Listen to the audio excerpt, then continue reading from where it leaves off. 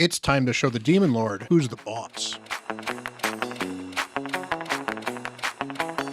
Hello everyone, Bront, CatHerder here. We're having some fun talking Raid Shadow Legends, and we are here on Xander's account. We are doing a Clanboss takeover, so we are going to be building what is known as the Myth Heir team. It is one of the unkillable teams that is very popular because you can build it to easily 2-key and quite easily eventually 1-key Ultra Nightmare Clanboss with mostly fairly reasonable gear and champions. So we're gonna look a little bit at what the makeup of that team is. We're gonna show you some of the resources that you can find to build a Clanboss team. I will show you the builds we're gonna be working with, as well as some of the troubleshooting tips that we're gonna have for actually troubleshooting this to make sure that it is tuned properly and how it works. Now, you may not be able to build this specific team, but we're gonna show you a couple of tricks that are useful on building any Clanboss team, as well as this one in particular. So buckle up, this is going to be a lot of fun. So we are here on DeadwoodJedi's site, and he has got a wonderful, wonderful site for Clanboss teams. I highly recommend using it. I'll have a link in the description so that you can find DeadwoodJedi's site. There are other sites that have Clanboss teams as well, but I like Deadwood's because I like not only be able to search for specific champions and search for specific terms, but also he has a calculator that lets you actually test some of the speeds to make sure you are getting the speed set correctly. Now, he's got the team competition here. Some of these teams will actually give you a variety of ranges for where these things work. Sometimes they won't, but that's where his calculator comes in. Now, there's other important things to note down here. So if we certainly scroll down here, they'll have notes on various variations of this, including using Ninja, using Jintoro. One of the things to be aware of with the Myth Heir comp is that you need a force damage dealer, force DPS as it were, that's what they're called here, because when you're dealing with the stun, Heiress cannot be stunned. So if you are fighting Spirit, you need to make sure that you have a force-based damage dealer so they can take the stun so that Heiress doesn't. So assuming you can find a force DPS, you're absolutely fine. Now, it doesn't have to be your main DPS. You can actually build another DPS into this that might do more damage for you than normal and hope you never have to use it with Spirit. But be aware that it will have a problem tuning against Spirit. The other problem you're going to have against Spirit itself is that Seeker, being magic affinity, will sometimes not get decreased speed put on him because you'll get a weak hit. That means that Seeker needs to be a very specific speed compared to your other champion. Now, there is a little calculation down here, and if you don't know what this means, don't worry about it too much. You can basically kind of tweak it just a little bit. But if you look at the true speeds versus Seeker's true speeds versus the other true speeds here, you kind of need to calculate things a little bit. What is true speed? Well, specifically what they're talking about with true speed here, part of the reason this comp is nice and easy to deal with is because you're going to put Deacon in the lead. Deacon has a 19% speed aura, so he's going to add 19% of a champion's base speed to their speed. Then on top of that, if you use speed gear to speed them up or slow them down, plus if you're using perception gear or anything that adds additional speed as a percentage, and in addition to that, masteries that can affect those percentages as well, that can affect what you're going to do with the various teams because the speeds are calculated overall, and sometimes a percentage point of a piece of speed is enough to make sure whether or not you're going at the right time or the wrong time. So if we scroll down to the bottom here, we can actually see the calculator. So here is the calculator, and this is what makes DeadwoodJedi's site really, really good for this. So if we look under here, you've got the base speeds that they recommend for every champion. So you've got your Demytha here, you've got your Heiress, you've got your Deacon Armstrong, you've got your Seeker, you've got Warboy, who's the default meme champion here. We're actually going to be putting a Geomancer in here. So this is definitely worth dealing with. And it's important to know which champion specifically because you want to be able to not only tune their specific skills, but you'll see here, for example, this delay, that makes a difference in when these things go. So you want to make sure that Seeker, for example, doesn't use his A2 as his first action. Deacon, you're going to want to make sure he doesn't use his A2 as his second action as well. There's a couple different ways to do that. I'll show you how to do that later. Heiress, however, is going to do her A1, and Demytha is going to do the A3, then A2, and then A1. And that's where the priority comes off as well. So you've got the priority here for highest to lowest for each of their skills as well. And then finally, you have a speed aura. This is not Demytha's speed aura. This is the speed aura for the entire team. So that is where we are getting this true speed from. Now, if I have to deal with calculating the speeds in other ways, if I click in the speed here, I can see now I can actually do a drop down and say, well, she's actually going to end up in triple speed. Well, that's going to make a difference. She might have Lore of Steel. That's going to make a difference. Lore of Steel affects the rounding of different sets. Lore of Steel is perfectly fine to have in a Clanboss team as long as you calculate it properly. A lot of people think you can't have Lore of Steel because Lore of Steel can mess up a speed tune because of true speeds. It's not that it will, It just can in some cases. So that's why these sets and this stuff is important. Don't have a specific champ on here that you want to use, but you want to make it anyway for some reason. Maybe this hasn't been updated yet and there's a new champion that dropped. Well, you can set your champion's base speed and just kind of get a close approximation with a champion. You can edit all kinds of things, including the cooldowns on skills as well. This is also nice because if you're trying to tune a team where you may not want to book a champion fully, there are teams where you don't want to book a champion fully, being able to raise or lower these cooldowns can help you tune a team with your specific booking structure and your specific builds. But everybody on this team is going to be booked. We're going to have Demytha, Heiress, Deacon, Seeker, and Geomancer. And we'll come back to this in a minute once we build all these champions, because we're going to plug in all their speeds in here and make sure this is working properly. How do we make sure this is working properly? Well, this team should, at the end of the day, you should have unkillable right before the Clanboss takes their turn, every turn on every champion. And with this green thing here, Demytha puts unkillable up as the very last ability. So what we should be able to do is scroll down through the various turns, and this will go all the way to turn 50, and make sure that Demytha is going last and doing this unkillable. Assuming that is working properly, and then Heiress is taking the next turn up here, we are in tune without issue.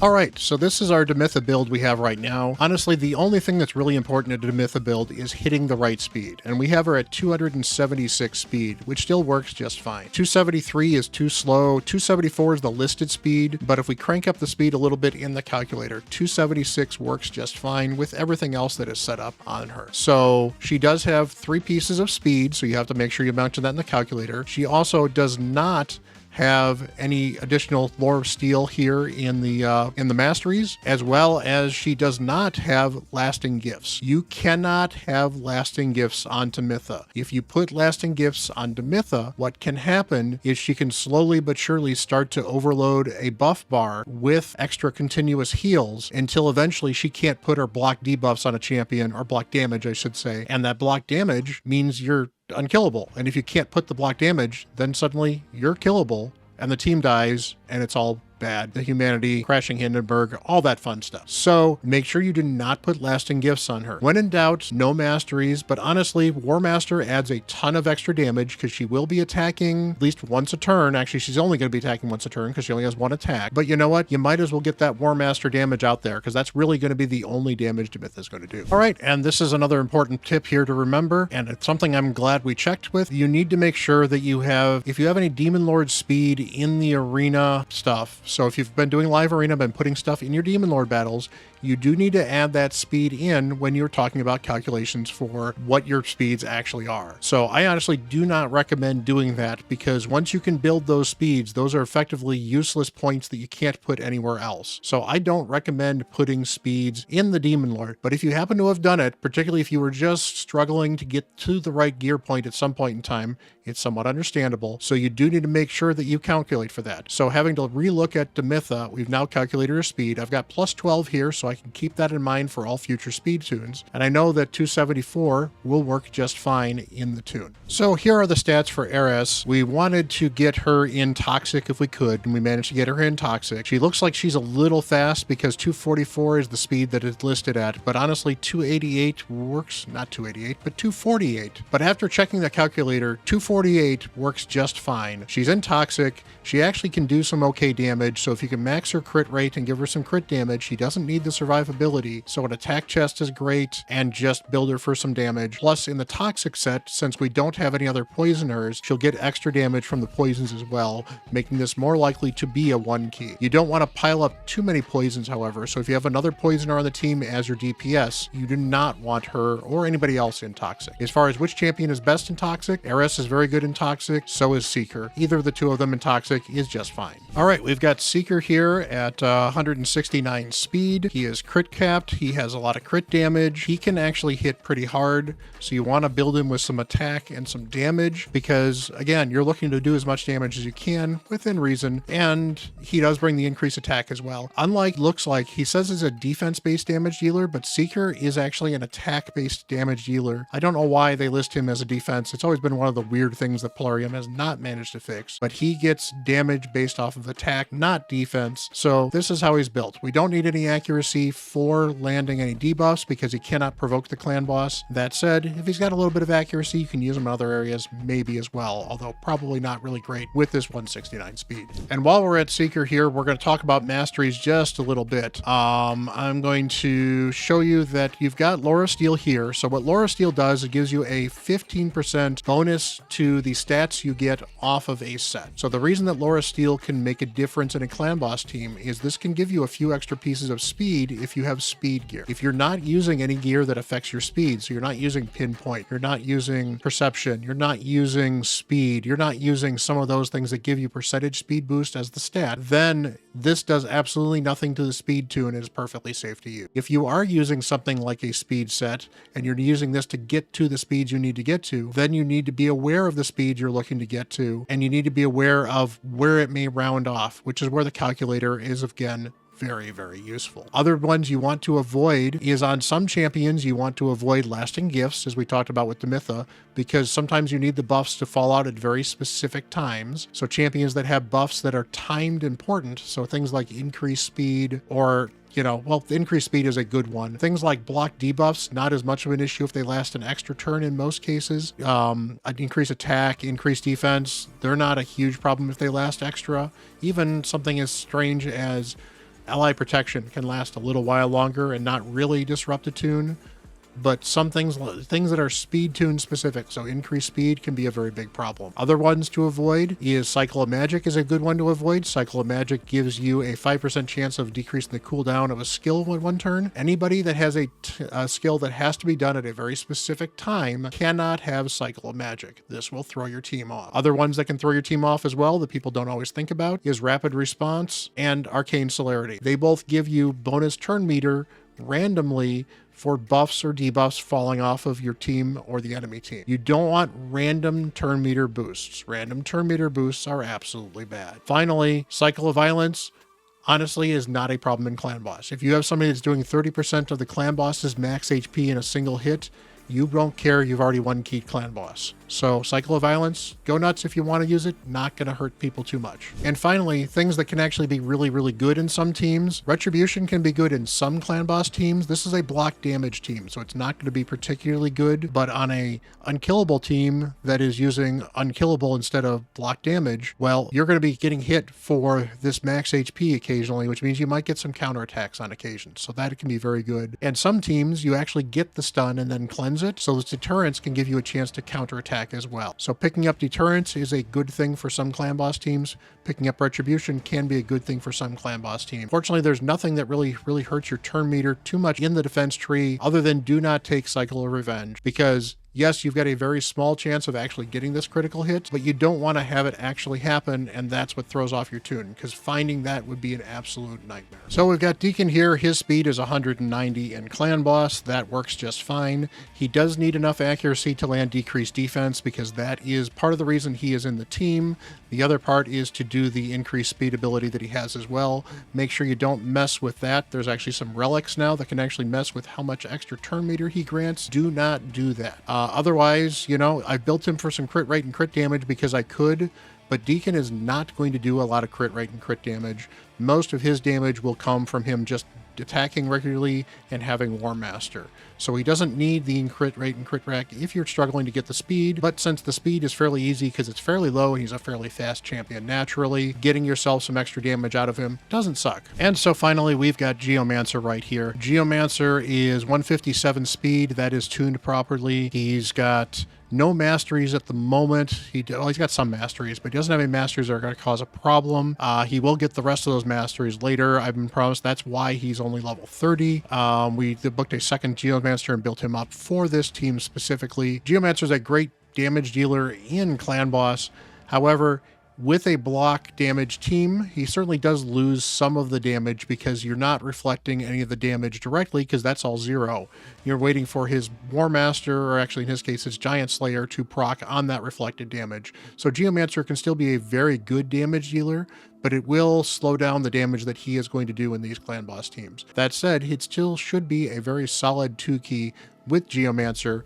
and he can hit okay on the rest of his abilities as well. So we built him with some extra crit rate, we built him some extra crit damage, and overall he should smack in the clan boss. So finally we go back into the calculator to double check and make sure that everything is set up properly. We have all the speeds here now programmed properly, along with all of the additional correct sets, and now we can double check to make sure that indeed, as of turn 2, she's putting her block damage up on here, and then this is fine, and then this is fine, and if it's looking like this, where every 3 turns it's 100% consistent, you may not necessarily, with every tune, you might get some champions where they might go once here and twice here, etc., etc. But overall, what you're looking to make sure is that the right buffs are on your champions at the right time, which in this particular case is just the block damage. So this looks like it's tuned properly all the way through turn 50, which is as far as this will go. And then at turn 50, the team should die. So now we're going to actually go in and run the clan boss. So with the team set up, here are the pre-programments, and this is how you can get it to work properly. Now, we have to delay this time compression here, which is the turn meter boost of Deacon Armstrong, by 2 turns according to the calculator. So what we do is we lead off with Deacon's A1, then we have this programmed as the first thing that he does. So the next turn he takes, he does the sweeping retribution, and then in his 3rd turn, he does the time compression, which grants him an extra turn, and then he goes and then does his A1 again, because that's what's going to be off of cooldown. And that's the best way to deal with Deacon Armstrong. This means you don't have to manual the intro, because otherwise what you have to do is you use a sweeping retribution on the 1st turn, then you use this on the 2nd turn, which is something you have to manually do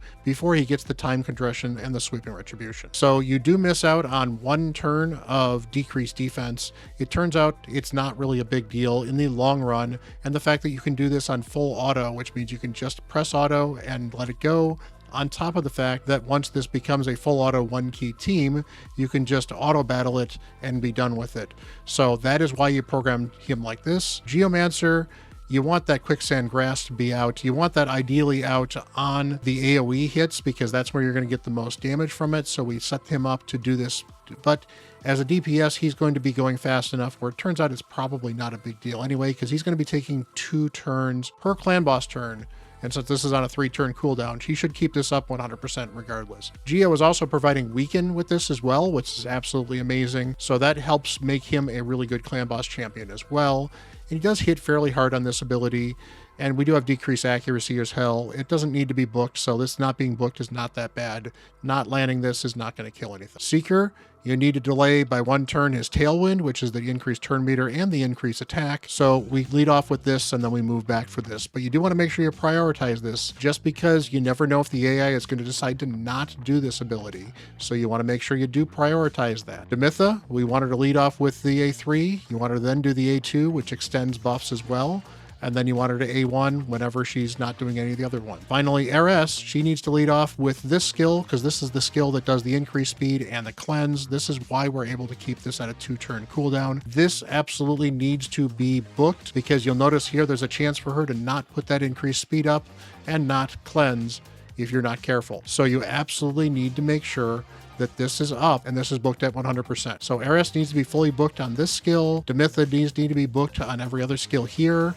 And this is the final check we do. He needs to be booked right here. Geomancer technically doesn't need to be booked because he's a damage, so you can book him later. And then Deacon needs to be booked. He's booked. He's booked.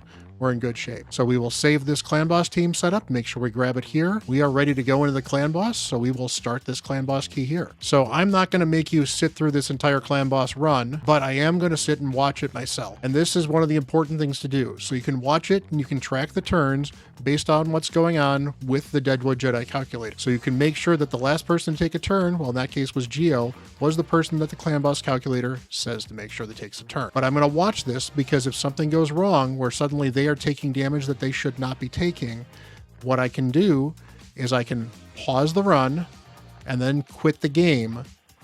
Either exit it on my phone or quit it on the game, quit it on the PC app too. In fact, if I hit the X, you'll see, do you want to exit the game? I don't, so that's fine. Because if you quit the game before the clan boss key finishes, you save the clan boss key. That's very important to make sure that you don't waste a ton of clan boss keys fighting with the tune in case you have a problem. You always want to watch it a time or two just to make sure everything works just fine. So we're going to continue this on here. I'm going to watch it and we'll be right back and show you how much damage we're doing. Want to start an account with 2 amazing epics? You can can use the link below and start with a Rector Draft and an Ugo. It'd be a great start for a fun account. So as I kind of expected this, we did not one key Ultra Nightmare, but we're actually pretty darn close. Now, Geomancer doesn't have War Master. I'm pretty sure Seeker is missing War Master as well, maybe Demytha. There's a couple people missing War Master, so that's going to add a few million here, a few million there. Geomancer still needs some other masteries that will add some additional damage as well, plus some of the gear does need to be rolled up still. So getting additional gear rolled up, maybe glyphing in some of the attack on some of these champions, and maybe even occasionally rebuilding or adding a little more damage here or there. This is probably